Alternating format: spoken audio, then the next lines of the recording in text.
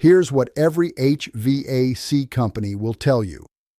Real summer cooling requires a compressor, sealed refrigerant, and a permanent install. Here's what the numbers actually show. They say cold air needs machinery. The data says moving air across water can drop incoming temperature by 15 to 40 degrees Fahrenheit. They say comfort requires heavy equipment.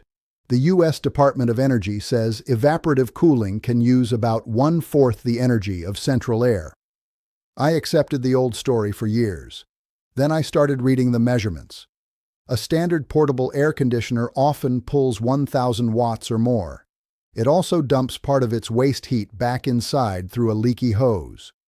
A simple evaporative setup can run on 32 to 300 watts. That is the gap. That is the lie hiding in plain sight. The reason you were never told the real number is simple. Passive cooling was pushed to the edge of American building culture by the 1950s. Someone had a very good reason to keep you in the dark. What I am going to show you sounds impossible at first. A room-scale cooler built for $49 can cut perceived heat hard enough that a 95-degree afternoon stops feeling unlivable. And yes, this works even if your house was built 50 years ago. It still works if you live in a city. It still works if you have never done this before. Stay with me. Because what I found in Lancaster County uses the same physics the Persians used. They stored ice in desert heat more than 2,000 years ago. The science is embarrassingly simple. Your body cools itself by phase change. Sweat evaporates. Heat leaves your skin. A cooler built on the same principle does one thing well. It trades a small amount of water for a large amount of heat removal. The U.S. Department of Energy says evaporative coolers can reduce incoming air by 15 to 40 degrees Fahrenheit in low humidity conditions. The Pacific Northwest National Laboratory's Building America Solution Center gives the bigger picture. It says these systems can use about 1/4 as much energy as central air. Whole house designs can still move 3,000 to 6,500 cubic feet per minute. That is a coefficient of performance story, even when the field uses different language. You are getting roughly 4 units of cooling service for every 1 unit of electrical input. A bad single-hose portable often feels closer to 1 hard-bought unit for 1 expensive unit consumed. Think about your car radiator. It does not create cold. It moves heat from one place to another faster than the engine can hold it. Evaporative cooling works the same way, except water-changing phase does the heavy lifting. The Department of Energy also warns that portable evaporative units on wheels are limited by indoor humidity, which matters. Climate matters. Venting matters. Airflow matters. Physics never changes. The Building America Guide says modern pad media reaches 75 to 93% cooling effectiveness. It works best where the wet bulb temperature stays at or below 70 degrees. That means Arizona behaves differently than Alabama. It means New Mexico behaves differently than Florida. Nobody told you. Not your builder. Not your contractor. Not the man who sold you a plastic hose and called it portable comfort. The same guide sizes real systems by air changes per hour, not by marketing adjectives. Manufacturers target 20 to 40 air changes each hour. The Department of Energy gives a simple rule. You need 1 to 2 square feet of exit opening for each 1,000 cubic feet per minute of airflow. So the trick is not magic, it is pressure balance. Cool air in, warm air out, humidity managed. Heat peeled off the room before it settles into your walls and bedding. That gap represents a massive market in compressors, refrigerants, service calls, filters, and emergency replacements every single summer. And that is why you have never heard of this. I first felt this in Lancaster County, Pennsylvania. It was late July.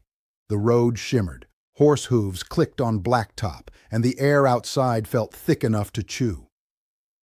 Then I stepped past a stone spring house near Strasburg and felt the temperature fall against my face. There was no compressor noise, no condenser fan, no vibrating box under a window, just shade, moving air, cold masonry, and water doing its work. Eli stood in the doorway and spoke plainly. He said his mother still moved milk crocks to the coolest side before noon. The building held a different kind of cold. He did not say efficient, he said steady. That sentence stayed with me. Steady. Not once a year efficient. Not marketing efficient. Useful efficient. I went back again in August. The upstairs rooms were warm but never frantic. Windows stayed open at night. Heavy curtains stayed drawn by noon. The basement air felt cooler than the porch by a clean 10 degrees. A battery fan whispered in one room. Nothing else did. Amish families in Lancaster and Holmes County have used the same principles for 4 generations and longer. The knowledge came from the Palatinate, Alsace, Canton-Bern, Bavaria, and Württemberg into Pennsylvania farm country.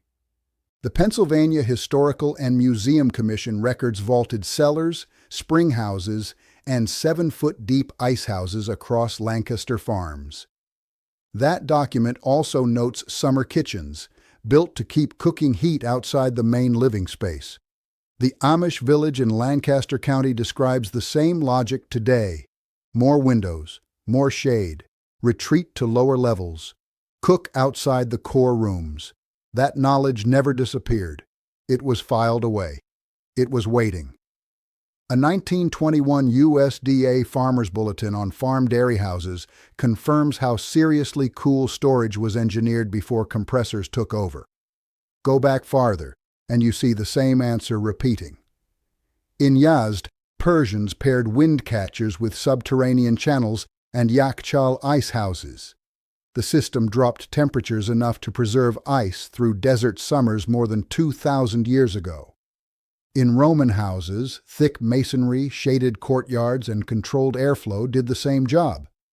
They slowed heat gain before it could own the room. Go east, and you find Koreans refining ondol floor systems for winter and separate summer ventilation strategies in timber houses. Go southwest, and you find Pueblo builders using adobe wall mass and carefully placed openings to delay daytime heat. Different continents, different materials, same conclusion. Every civilization that mastered extreme heat arrived at the same answer independently. The Amish never forgot. They carried it from Canton-Bern and the Palatinate to Pennsylvania and Ohio nearly 300 years ago. They kept building it because it worked. They never needed anyone's permission to do what made sense.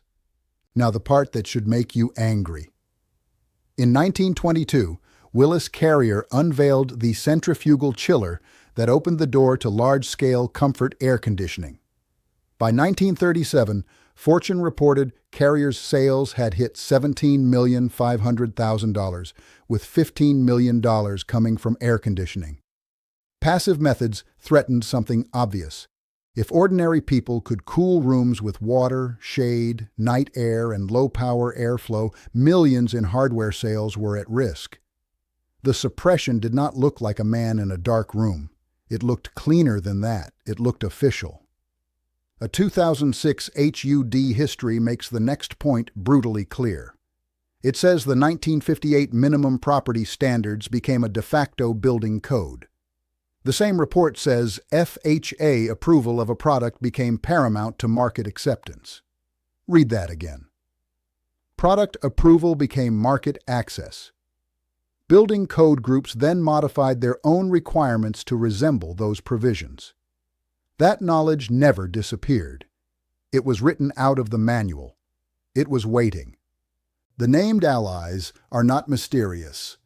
Fortune magazine normalized the consumer dream and openly tracked Carrier's expanding residential ambitions in 1938. The FHA turned approved components and methods into national defaults. General Motors and DuPont had already formed Kinetic Chemicals in 1927.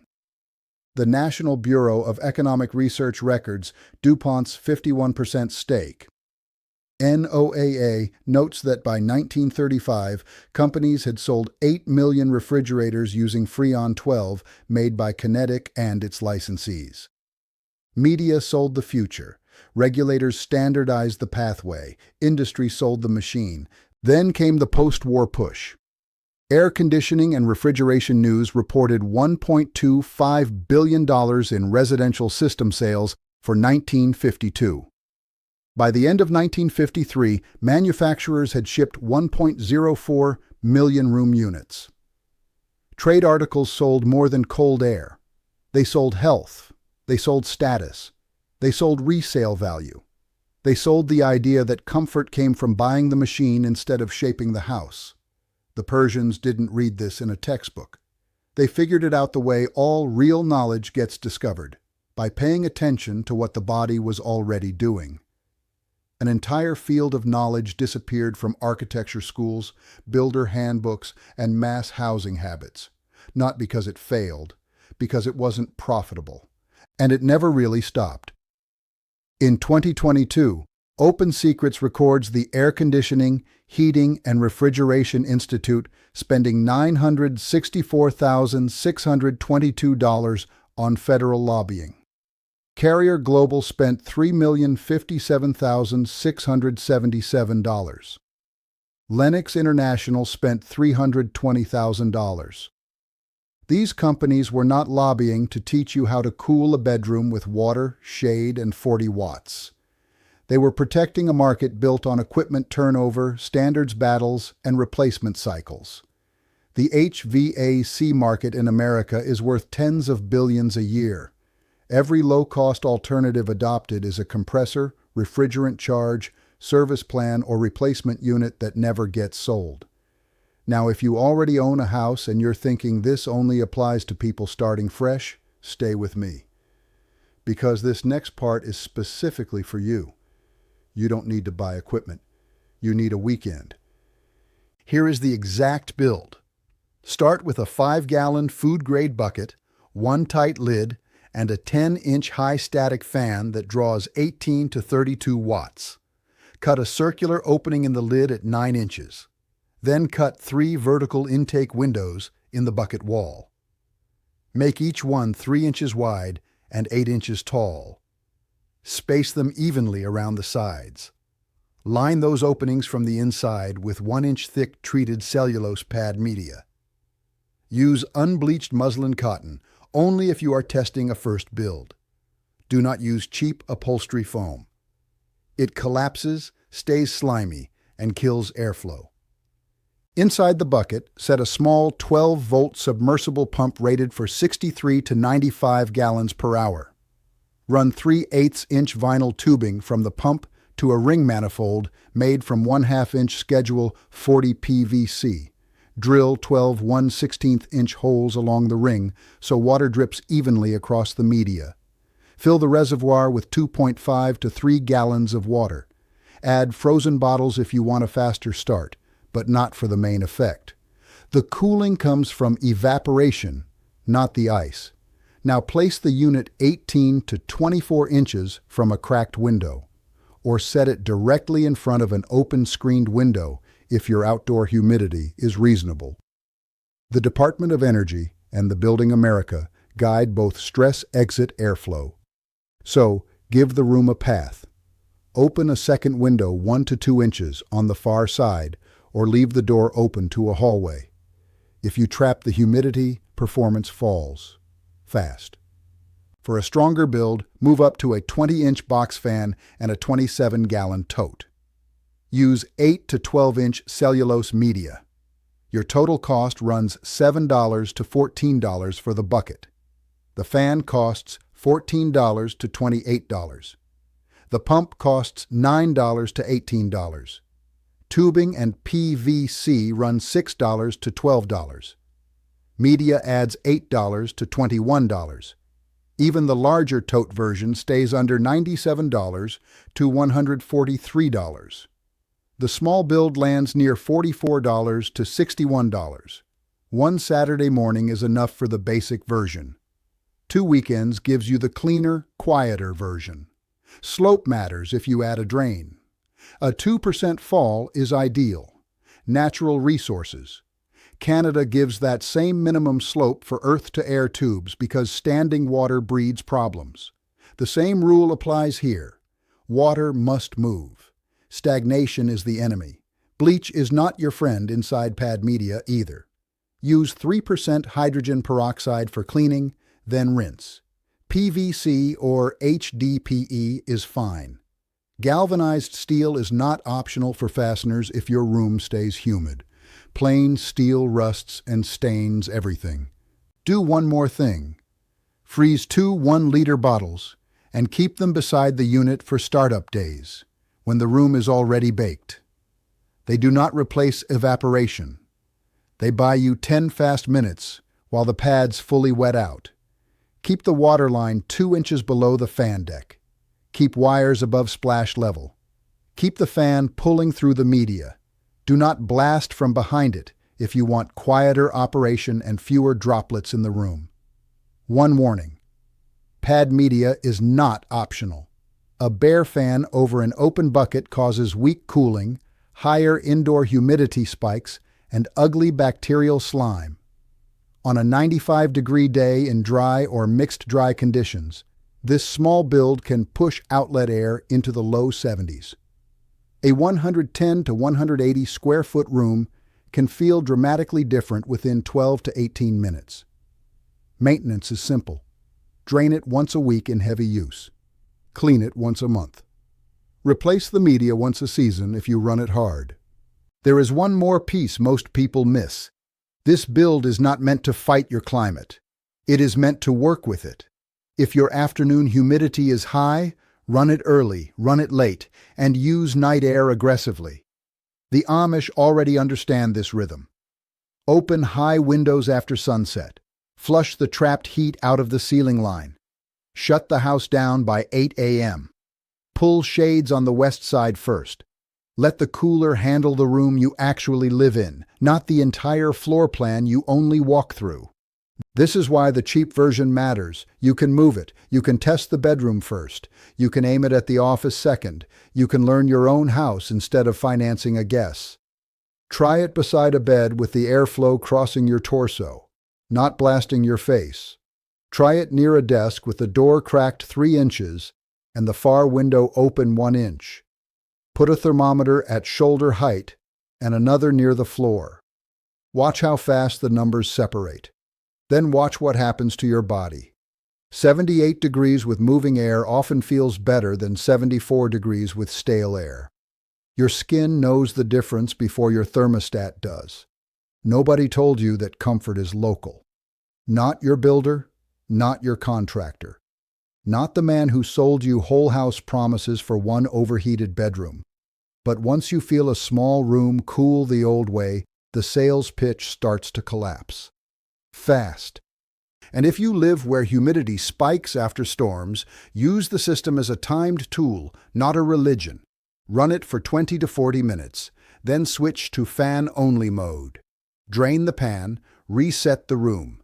The Department of Energy makes the same point in different words. Airflow and moisture control determine success. Not brand names, not chrome trim, not bigger invoices. The house teaches you fast if you stop treating cooling like a product. Your conventional portable unit costs $329 to $689 to buy. It costs $28 to $61 per month to run in hot weather. It lasts 5 to 8 years before it ends up in a landfill. This costs $44 to $61 total. It lasts 3 to 5 summers with cheap parts you can replace in minutes. Your choice. Everything I've covered across this channel is now in one place. Root cellar airflow, lime wash summer walls, rain barrel gravity systems, step by step, season by season, room by room, in the order the families actually use it. It's in the description. But stay here. Because what Ruben built in Holmes County is the part nobody is talking about yet. If you're the kind of person who believes real knowledge was pushed aside for profit, you already know what to do. Hit subscribe. Not for me.